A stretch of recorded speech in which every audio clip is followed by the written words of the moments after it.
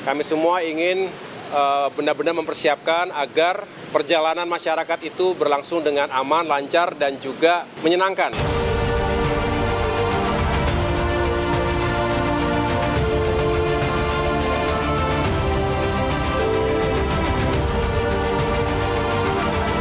Pada tahun ini diperkirakan ada lebih dari 146 juta penduduk Indonesia yang akan melakukan perjalanan mudik Lebaran.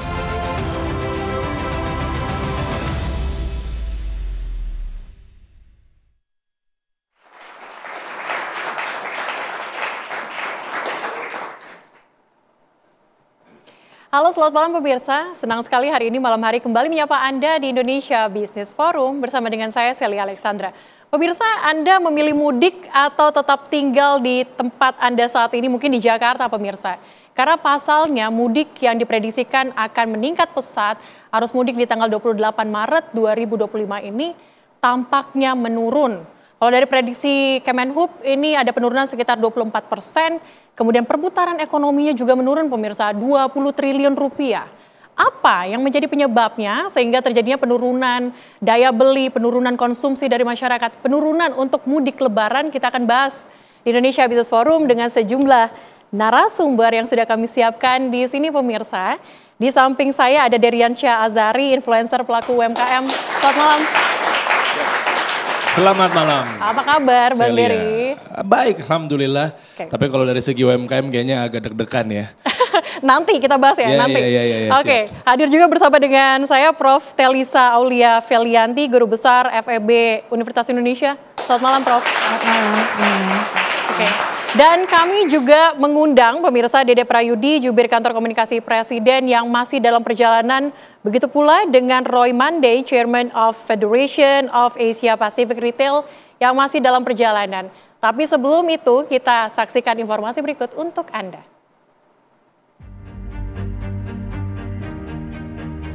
Arus mudik Lebaran 2025 sudah dimulai sejak awal pekan ini atau 10 hari sebelum Hari Raya Idul Fitri. Kebijakan pemerintah yang memberlakukan work from everywhere membuat pemudik lebih awal untuk pulang ke kampung halaman.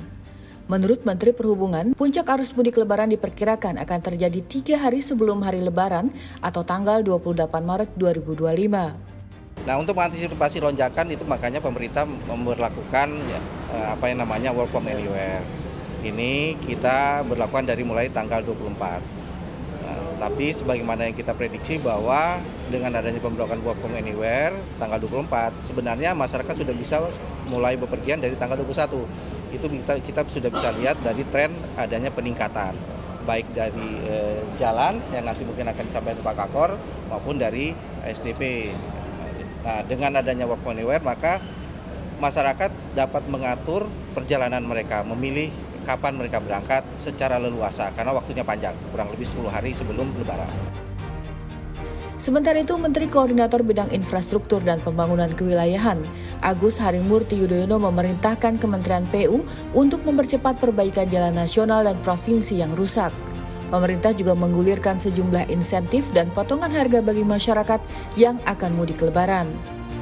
Kami semua ingin benar-benar mempersiapkan agar perjalanan masyarakat itu berlangsung dengan aman, lancar, dan juga menyenangkan. Yang kita kawal adalah bagaimana kami berhasil menurunkan harga tiket pesawat, ekonomi dan domestik, termasuk juga biaya tarif yang lain, termasuk jalan tol. Selebihnya Kementerian PU juga mempersiapkan diri jika ada jalan-jalan yang rusak dan dipersiapkan alat-alat berat dan material untuk bisa segera menanggulangi. Sebelumnya, Kementerian Perhubungan memprediksi jumlah pemudik tahun ini hanya mencapai 146,48 juta jiwa atau turun 24% dibandingkan tahun lalu. Apakah masyarakat yang tidak bisa pulang kampung karena ekonomi sedang lesu?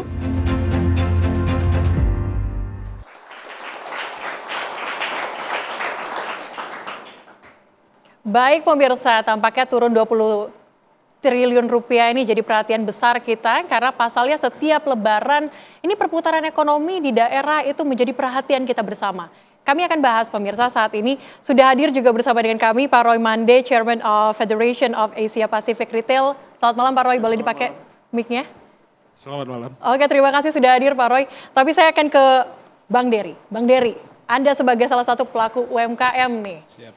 Apakah sudah terjadi penurunan atau seperti apa yang Anda lihat? Ya, oke, bismillah. Terima kasih Celia, terima kasih juga TV One nih, Indonesia Business Forum yang memang ya alhamdulillah dipercaya berkali-kali kita duduk di sini ya.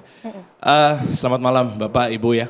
Sebenarnya kalau kita bahas mengenai dampak ekonomi terhadap sebuah negara, memang kan kalau kita bahas ini mengerucut kepada stakeholders, pemerintah, konsumen, produsen. Dalam hal ini konsumen berarti pemudik, produsen berarti UMKM. Simpelnya gitu. Nah kita lihat, kita bedah satu persatu ya. Dari mulai konsumen atau pemudik, turun 24% itu fatal. Fatalnya di mana? Nanti kita bahas nih. Intinya adalah tahun lalu, ya. Jadi kalau ngomong 24% dari sisi konsumen atau pemudik, itu kita pecahnya begini. Dari mana angkanya? Tahun lalu itu yang mudik aja 193 juta orang. 24%-nya berarti 143. Ya kurang lebih seperti itu ya. Nah 193, 146 lah.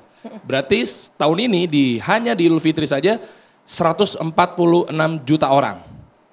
Itu dari sisi konsumen. Dari sisi produsennya atau UMKM berarti kan ada hubungannya sama perputaran ekonomi. Daya belinya apa segala macamnya. Uang yang berputar itu mengalami penurunan. Berapa persen? 13%. Ini dahsyat loh. Nah artinya yang tahun lalu di Idul Fitri saja itu perputaran ekonominya atau mungkin daya belinya apa segala macamnya, uang yang berputar 157 triliun rupiah.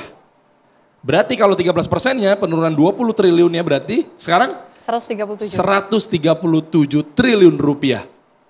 Itu fatal kuadrat menurut saya. Nah kalau kita bedah berarti sumbernya dari sisi konsumennya dulu atau dari sisi pemudiknya. Kenapa dia nggak mau mudik? Nah, padahal kalau dia mudik, ya berarti kan ada perputaran ekonomi di daerah. UMKM juga tumbuh. Kita runut ya, dari sisi konsumen, kalau saya lihat, ini ada salah satu faktor penyebabnya, salah satunya ya, adalah mengenai PHK massal yang terjadi di detik-detik menuju Hari Raya Idul Fitri. Kita lihat kemarin, contoh, ya memang mindsetnya pemudik ya, berarti orang-orang yang merantau ke Jakarta atau mungkin kota-kota besar, dikatakan mudik berarti dia harus pulang ke kampung halamannya. Oke, nah street tax, startup bubble, yang memang yang dirasa-rasa, kok bisa-bisanya dia tadinya mungkin kenceng banget nih, mungkin dia e-commerce atau mungkin social commerce, efisiensi besar-besaran juga nyatanya. Nah yang kayak begini-begini kan akhirnya di detik-detik terakhir dia harus tidak mendapatkan pekerjaan yang dimana dia nantinya untuk dipersiapkan buat mudik, THR-nya udah nggak dapat juga apa segala macamnya. Nah ini menjadi salah satu faktor. Kita kerucut di situ aja. Ini sebenarnya banyak faktornya ya nanti ya. Belum ngomongin tentang kontraksi ekonomi, belum ngomongin tentang macam-macam inflasi, belum. Jadi memang fokusnya adalah PHK ini ya. Agarnya salah satunya. Nah, dikit lagi nih ya. Apa tuh? Berarti si konsumennya atau si pemudiknya kerucut aja pada PHK dulu deh misalnya. Saya pernah data Mbak, buat teman-teman semuanya. Alur atau customer journey atau customer behavior atau perilaku yang dilakukan oleh si pemudik itu ada 6 step yang dia harus keluarkan di setiap titiknya. Uang, jadi ada spend money di situ. Step pertama, mau mudik nih, baju baru dia beli, skincare dia beli, percantik diri, perkaya diri, biar kelihatan lah sama orang tua di rumah kan, oh iya bener ya anakku merantau sukses nih, pulang-pulang ganteng, pulang-pulang cantik. Oke, itu yang pertama. Yang kedua, dia harus beli barang-barang, spend yang kedua nih, dia harus beli barang-barang buat orang tuanya di kampung. Emang lu mudik lo kagak beli buat orang tua lo apa? Oleh-oleh lah gitu ya. Oke, apapun. Yang ketiga, dia harus belanja di kampung halamannya. Emang begitu mudik, emak kita yang di rumah nih, di kampung halaman, dia juga yang beli daging opor gitu. Anak macam apa Anda? Pasti dia juga yang harus beli opor, rendang ke pasar. Emaknya iya ke pasarnya. Tiga. Yang keempat, emang gak kasih bingkisan amplop buat adik-adik yang ada di rumah? 4 tuh. Ya kan? Dan yang kelima dan keenam, angkatlah 5 dulu deh. Emang dia gak balik lagi ke Jakarta buat beli tiket? Nah yang pertama tadi saya kelewat, ada beli tiketnya. Buat pulang ke kampungnya. Dia harus ngeluarin 5-6 spend money. Dan itu perputarannya begitu tinggi, begitu satu orang bisa sekitar 4-5 juta per orang begitu ya? Bisa lebih dari bisa itu? Jadi. Nah itu dari sisi konsumennya. Wah dari sisi produsennya apalagi mereka udah siapin. Tenaga freelance buat bantuin motong inilah, nusuk sate inilah. Ya kan pasti kan harapannya kan ketika ada yang pulang ke kampung halaman, UMKM kan pasti dia pakai freelance tambahan. Setahun sekali nih, tambahin lagi orang-orang pekerja yang nyuciin lah apa segala macamnya. Mau nggak mau, mereka udah gaji, udah bayar, atau mungkin udah ngejanjiin ini, ngejanjiin itu, tumbang lagi. Oke. Nah, nanti solusi kita bahas ya, gimana cara UMKM di daerah nih bisa tetap tumbuh, nanti insya Allah saya akan kasih tahu. Oke, siap. Tapi saya mau juga dengar dari industri retail, Pak Roy. Pak Roy, bagaimana industri retail? Apakah sama dengan UMKM secerah tahun lalu tidak? Ya tentunya kita sangat mudah melihat dari indikator yang diumumkan oleh BPS. Oke. Kemarin diumumkan bahwa import konsumsi itu turun 20,17% dari tahun sebelumnya. Apa artinya? Kita tahu bahwa ada berbagai produk itu yang diproduksi di sektor hulu, kemudian mengalir kepada sektor hilir, itu adalah dari konsumsinya, dari import ya, mengambil barangnya. Nah ini turun 20,1%. Berarti kan ada penurunan dalam hal produksi dan karena ada penurunan dalam hal daya beli. Pelemahan daya beli. Kemudian yang kedua kita ketahui bahwa ini yang sekarang kita lihat bahwa tadi PHK sudah disebutkan, ya sudah hampir 40.000 lebih dari bulan Januari Februari, belum ditambah yang tahun lalu. Tahun lalu 80 ribuan belum terobati. Kemudian yang ketiga kita bicara mid level yang turun, obatnya belum maksimal ya, diskon listriknya hanya 2 bulan. Ya. Kenapa nggak sampai 6 bulan? Seharusnya. Minimal lewatin lah masa bulan suci Ramadan ini. Karena ini kan kos yang biasanya dikeluarkan secara pasti yang harus dikeluarkan oleh setiap masyarakat. Nah kemudian kita tahu yang terakhir adalah data deflasi kita. Ini 2 bulan berturut-turut nih deflasi kita. Tahun lalu 5 bulan berturut-turut setelah Lebaran. Nah ini kan sebenarnya perlu ada semacam sense of crisis dalam melihat situasi-situasi fakta atau situasi-situasi di mana market itu berbicara. Ya, market berbicara, maksudnya konsumen berbicara melalui konsumsi yang dilakukan. Kemudian juga situasi atau kondisi yang kemarin terjadi halt, kemudian dalam 2 hari terakhir terjadi penurunan mata uang kita, saling korelasi kah? Semuanya terkorelasi. Nah ini yang kita jaga adalah yang selalu kita sampaikan, jangan sampai masyarakat atau yang memberi kontribusi bagi ekonomi kita lewat konsumsi rumah tangga itu mistrust dengan situasi atau kondisi yang saat ini kita memang sangat mengapresiasi banyaknya program. Tetapi sayangnya kan banyaknya program, tidak banyaknya duit, tidak banyaknya uang. Ya, penghematan anggaran, kemudian ini berbagai sektor sekarang sudah mulai teriak karena hotelnya kurang, ya, tidak hanya retail yang berkurang dalam hal basket size belanja, tapi juga sektor-sektor yang lain. Ya. Kemudian tadi terkonfirmasi ya, yang mudik turun 24%, hari ini kita dapat berita. Nah ini kan semuanya alert. Ya. Nah jadi bagaimana kita berharap pemerintah selalu mengikut sertakan kita, nggak jalan sendiri.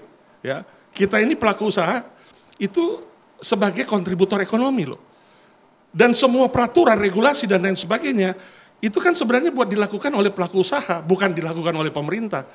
Nah jadi dalam hal ini bagaimana keberpihakan kepada pelaku usaha di dalam kemudahan berusaha, apalagi dengan situasi atau kondisi sekarang ini sangat penting. Ya. Itu poin pertama. Kemudian yang kedua adalah bagaimana memikirkan ya yang ter-PHK ini saudara-saudara kita. Karena ini mereka pasti suffer dengan kondisi mereka ter-PHK, dapat pesangon katakanlah. Berapa lama umur pesangon dibandingkan dengan dapat pekerjaan? Baik. Kemudian yang mid level turun, berapa lama mereka juga bisa naik lagi? Karena kita tahu, ini data terakhir, 68% itu pembelanjaan masyarakat itu berada pada sektor menengah bawah. Yang menengah bawah yang average-nya tertinggi pendapatan UMR, sekitar 5,86 juta. 32% itu sisanya yang atas, menengah atas. Nah artinya apa? Ini yang menengah ke bawah ini bila nggak terselamatkan, nggak dijaga bagaimana kemampuannya, ataupun juga bantuannya, ya, bantuan yang berkelanjutan dan sekaligus solusi yang berkelanjutan. Nah ini yang akan menjadi yang kami sebut sebagai illusion of the growth. Ya. Jangan sampai pertumbuhan ekonominya itu ilusi. Karena sudah jelas terjadi anomali, pertumbuhan ekonomi kita 5,03 turun dari tahun 2023 5,05. Tetapi satu sisi tax rasio kita turun. Nah, kenapa tidak terjadi itu? Nah, itu ya? yang dikatakan jangan sampai illusion of the growth. Harus ada keterlibatan antara pengusaha dengan Stimulus atau kebijakan yang dilakukan oleh pemerintah. Nanti kita akan dalami dengan Prof. Telisa, seperti apa kemudian yang dilihat ini kemudian memicu terjadinya penurunan daya beli. Usai jeda berikut, tetaplah bersama kami.